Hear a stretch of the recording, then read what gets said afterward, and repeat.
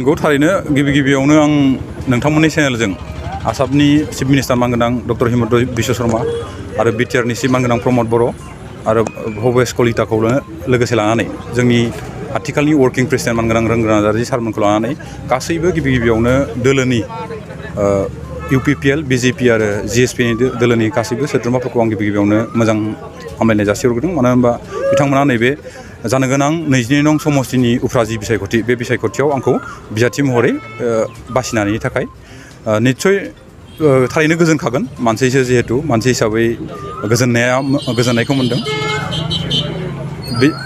बेजों लोगोसे जोंनि जिखिनि थालांनाय जिखिनि खामानि बा मिरु UPPLनि मेनिफेस्ट'आव सेबखांजानाय आरो जोंनि समस्तिनि जिखिनि मेनिफेस्ट'आव सेबखांजानाय बे मोनफ्रोमबो खामानिखौ आं रायजोनि जानानै रायजोजों जमायै सावरायनायनि गेजेरजों मोनफ्रोमबो खामानिखौ मोजाङै मावनो थाखाय आङो रेडि जागोन। मा इसुखौ लानानै फोसावदिङो? गिबियावनो आं जोंनि ओनसोलनि जि सोलोंथाइ आरो समाज बेनि सायाव आं खामानिखौ मावगोन आरो जि जेंना साख्रिनि जेंनायानो जा आनएमप्लयमेन्ट जि इसु आरो लोगोसे जोंनि हाजोआरि हिमालय हाजोनि आफाङाव थानाय साफ्रोमबो न'खरनि बा साफ्रोमबो गामिनि सेरजों जोंनि माखासे मानि दैमाफोरा बोहैनानै जि हा खुरखानाय बे हा खुरखानाय समस्यायाबो जोंनि थाखाय मोनसे गेदेर समस्या गिबियाव आं बे मोनथाम समस्याखौ गोजौनि दैदेनगिरिफोरजों आरो समस्तिनि दैदेनगिरि बिथांमोनजों आरो रायजोजों सावरायनानै गिबियाव आं मावनो थाखाय नाजाग्रोगोन।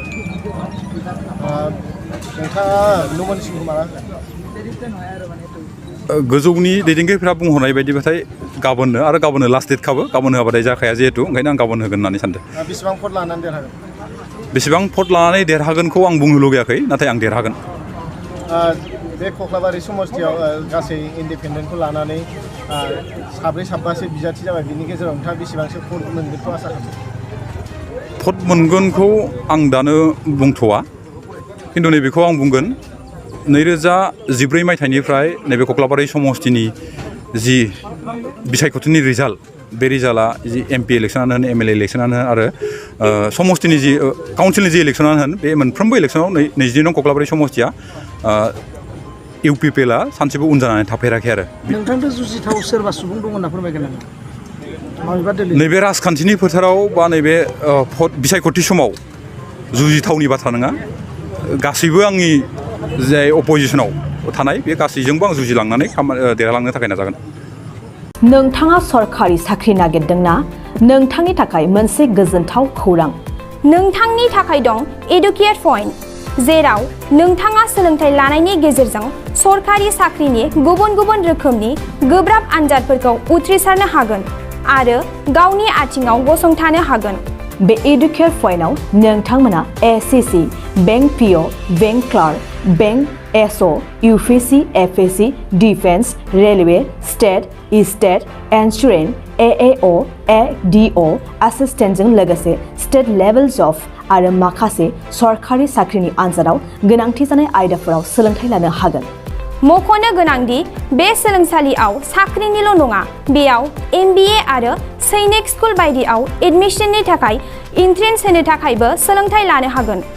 बे सोलोंसालियाव गाहाम थाखो खथानि सुबिदा दं आरो सम मथे नोंथांनि सोलोंथाइखौ बे सोलोंसालियाव होनाय जागोन। बेखौबो मिथिनांगोन दि बे एडुकेट पइन्टआव सोलोंथाइ लानानै बावैसो 2021-22 मायथाइनि SCC GDनि आनजादाव गासै 11 सा सोलोंसाफोरा उथ्रिसारनो हादों। बारा नङा, गासै 15,000 रांजोंनो नोंथाङा बे सोलोंसालियाव 6 दानसिम सोलोंथाइखौ लानो हागोन। बे सोलोंसालिया क'क्राझार, बरपेटा र'ड, गवालपारा आरो बङाइगावआवबो दं। क'क्राझाराव सोलोंथाइ लानो गोसो गुदुं जानाय सुबुंफोरा 70020261133 9101536360 70020261133 9101536360